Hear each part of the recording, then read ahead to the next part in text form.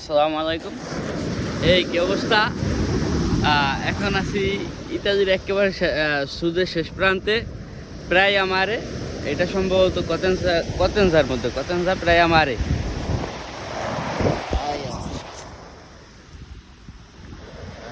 ছোট ছোট দ্বীপ আছে এখানে। পাহাড় আর সমুদ্র মিলে একাকার পুরো। এই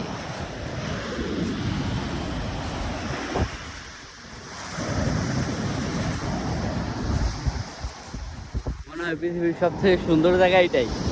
এক সাইডে পাহাড়, এক সাইডে সাগর, এর মধ্যে আমি